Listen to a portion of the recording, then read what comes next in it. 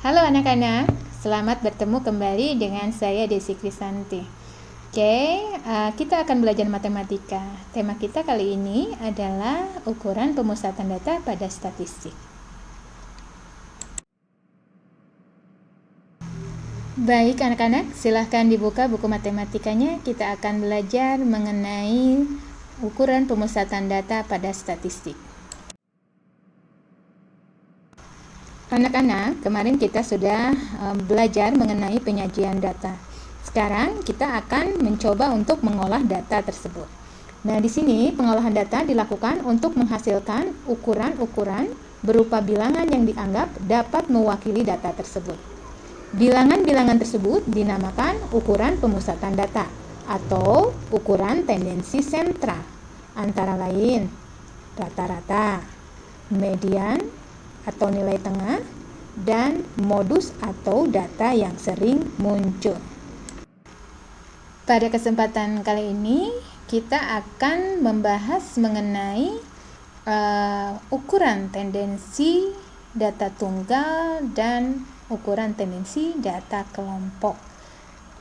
Baiklah anak-anak, sekarang kita mulai bagaimana cara menghitung rata-rata, median, dan modus dari data tunggal.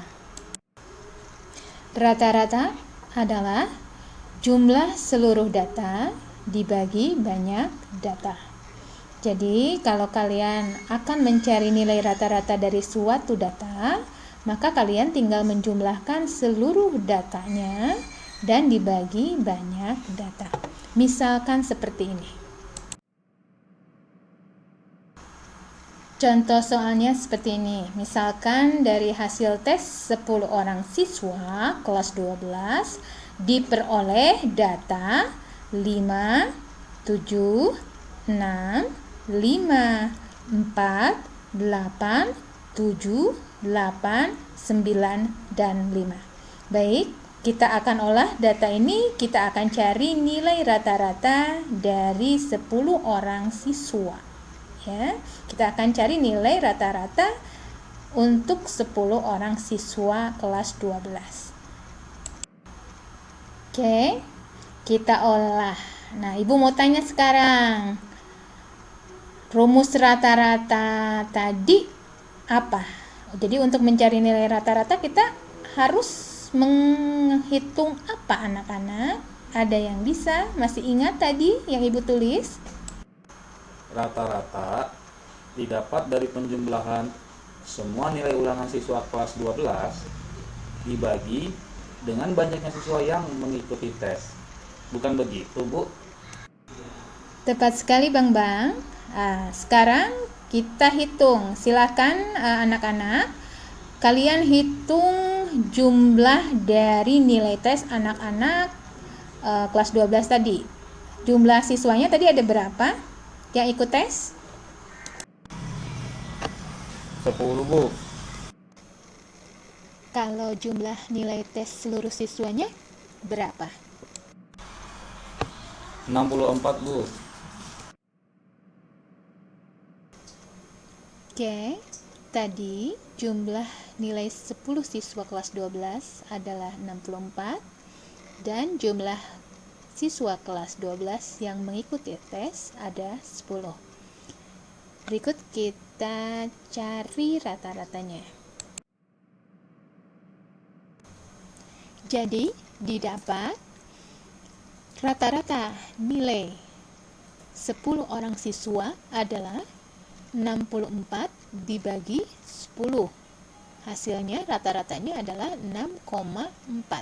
Jadi, kita dapat nilai rata-rata tes 10 orang siswa kelas 12 adalah 6,4.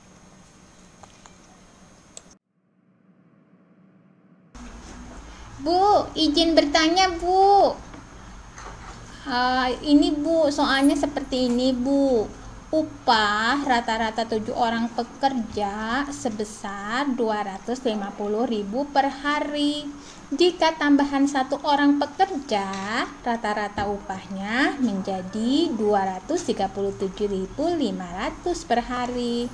Nah, Bu, kita disuruh memilih perhitungan upah yang mana yang paling tepat supaya tidak merugi, Bu.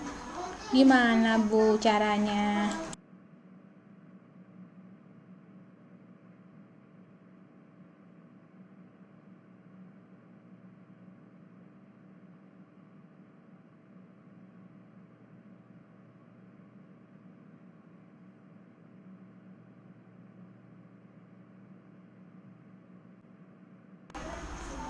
Jika pilihan jawabannya seperti ini, Bu.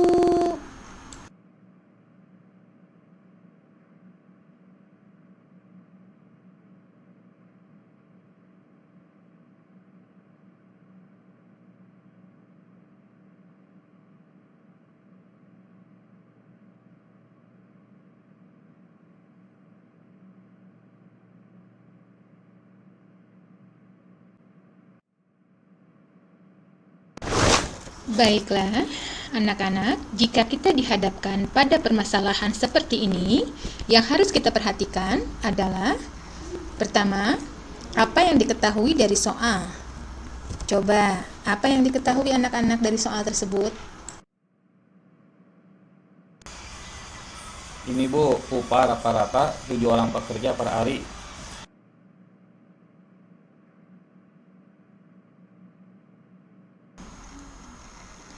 Terus, apalagi yang diketahui dari soal anak-anak? Jika ditambah 1 orang pekerja Bu, rata-rata upahnya menjadi Rp237.500.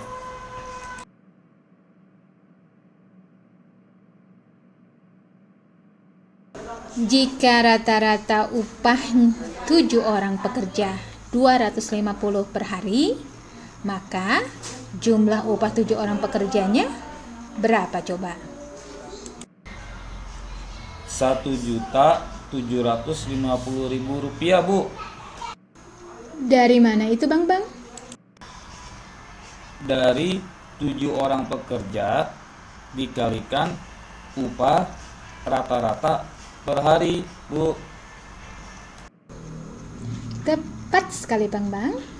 Oke, kalau sekarang berapa jumlah upah 8 pekerja jika ditambah pekerjanya 1 orang?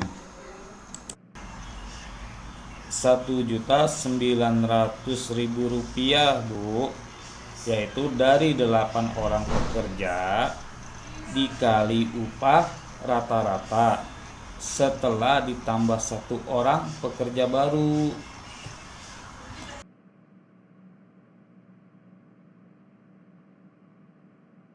Oke, kalian sudah menemukan upah 7 orang pekerja dan upah 8 orang pekerja. Sekarang pertanyaannya, berapa besar upah 1 orang pekerja baru tersebut? Upah 1 pekerja baru adalah jumlah upah 8 pekerja dikurangi jumlah upah 7 pekerja. Hasilnya adalah Rp150.000 per harinya Bu.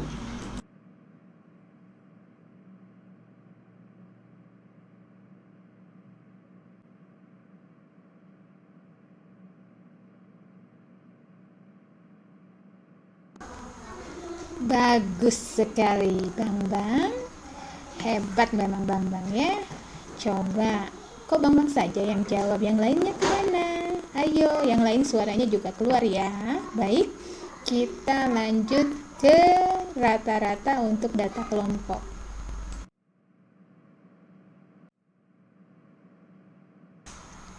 Nilai rata-rata dari data kelompok adalah jumlah hasil kali data dengan frekuensi dibagi jumlah frekuensi. Harus kalian ingat, nilai rata-rata dari data kelompok adalah jumlah hasil kali data dengan frekuensi dibagi jumlah frekuensi.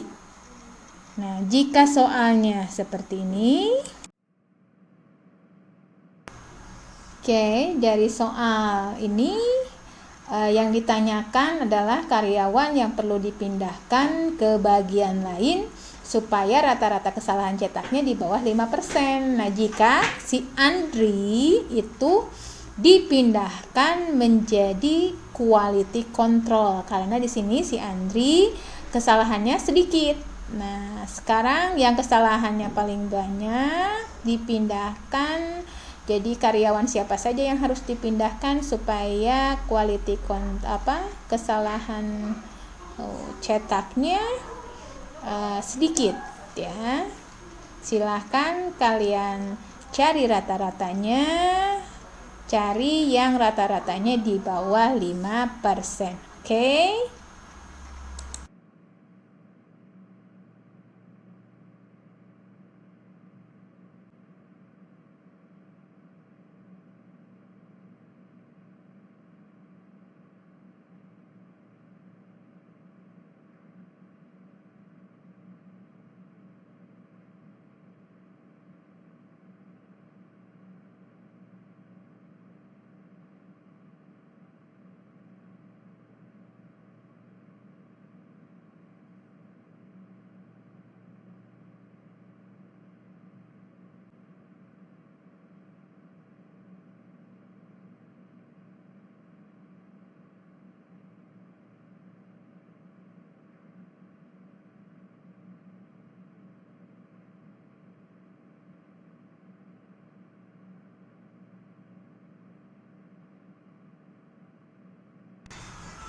Oke, kalau kita memilih option A atau pilihan A dengan memindahkan Kamid, Octavian, Tio, Kinan, Rusdi, dan Tama, maka kita akan memindahkan 6 orang yang kesalahan cetaknya 6%, maka rata-rata yang kita peroleh adalah 4,9.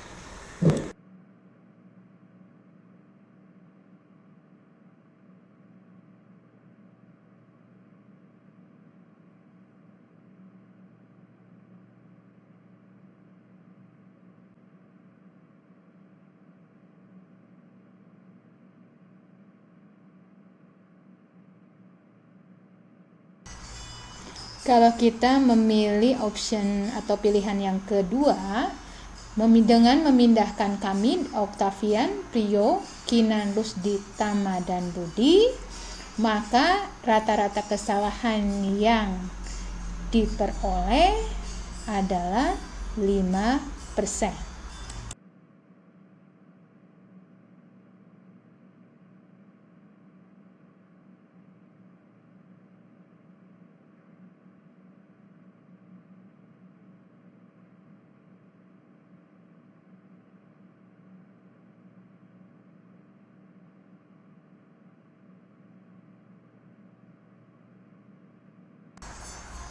Jika kita memilih memindahkan Kamid, Octavian, Tio, Kinan, Rusdi, dan Tama dari kesalahan 6% dan memindahkan 2 orang dari kesalahan 4% yaitu Budi dan Chandra, maka rata-rata yang kita peroleh kesalahan cetaknya adalah 5,8.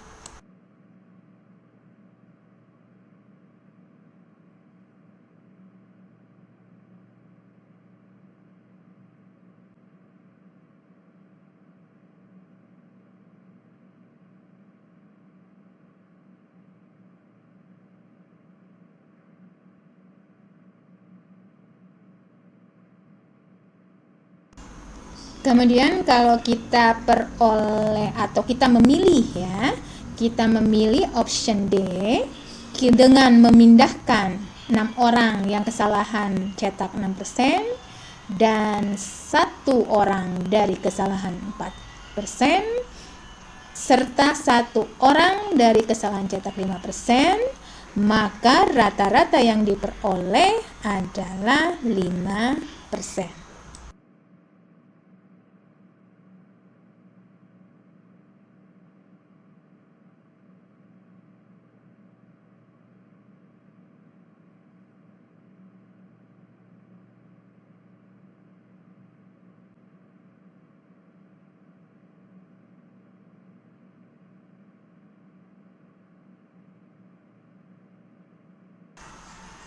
Oke, kalau kita memilih option yang E, artinya kita akan memindahkan 6 orang dari kesalahan cetak 6% dan 2 orang dari kesalahan cetak 4% serta 1 orang dari kesalahan cetak 5%, maka rata-rata kesalahan yang diperoleh adalah 5,1.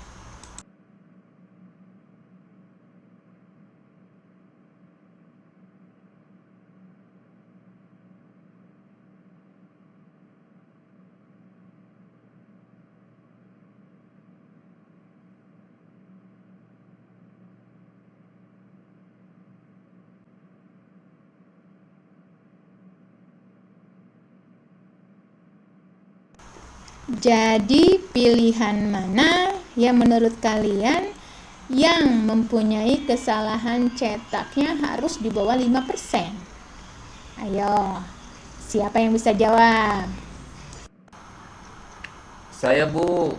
Jawaban yang A, dengan memindahkan Kamit, Octavian, Prio, Kiran, Rusdi, dan Tama bisa memperoleh rata-rata kesalahan di bawah 5%, yaitu 4,9%, Bu. Baiklah anak-anak, sekarang kita melangkah ke contoh soal nomor 2. Di sini, data berat badan dari 50 siswa disajikan pada tabel. Nah, yang ditanya berapa berat badan siswa rata-rata. Silahkan kalian kerjakan dengan menggunakan tadi, ingat kembali rumus rata-rata untuk data kelompok. Oke? Silahkan kalian kerjakan. Izin bertanya, Bu. Tadi kan kata Ibu untuk mencari nilai rata-rata dari data kelompok itu harus menjumlahkan hasil perkalian data dengan frekuensi dibagi jumlah frekuensi kan, Bu? Nah, yang mau saya tanyakan, di situ kan datanya data berat badan ya, Bu ya. Ada di situ 50 sampai 54. Nah, menurut tadi rumus yang tadi, apakah 50 sampai 54 itu harus dikali frekuensi, misalkan 50 kali frekuensi, 51 kali frekuensi, dan seterusnya sampai 54 kali frekuensi, atau bagaimana, Bu? Saya belum paham, Bu. Tolong jawab ya, Bu ya. Bagus sekali pertanyaannya Naja. Jadi yang dimaksud dengan data di sini adalah nilai tengah. Jadi kalau datanya ada 50 sampai 54, artinya yang harus kalian kalikan dengan frekuensi itu adalah nilai tengah dari data. Misalkan datanya dari 50 sampai 54, berarti nilai tengahnya adalah 52. Jadi yang dikalikan dengan frekuensi adalah 52 kali frekuensi. Kemudian 55 sampai 59, berarti nilai tengahnya adalah 57 dikali dengan frekuensi. Frekuensinya berapa? 9, berarti 57 kali 9 ya. Terus sampai ke bawah. Oh, jadi begitu. Aku kira semuanya dikalikan. Ternyata begitu.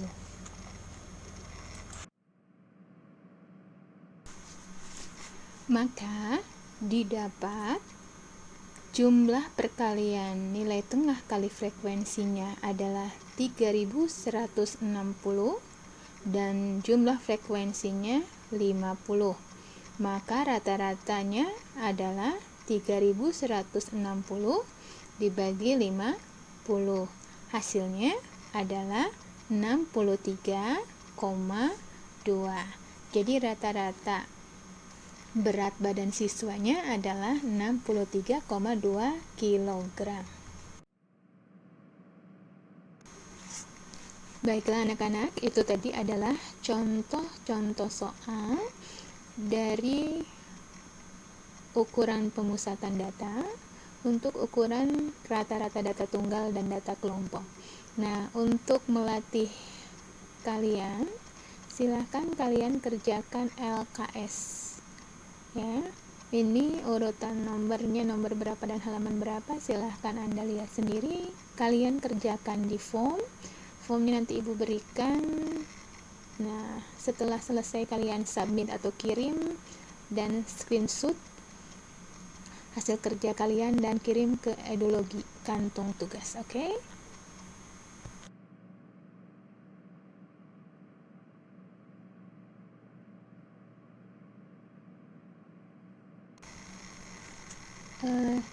Ibu cukupkan untuk hari ini. Materi selanjutnya adalah kita bertemu di materi menentukan median atau nilai tengah untuk tendensi sentral. Oke, selamat mengerjakan anak-anak. Sampai bertemu di pertemuan berikutnya.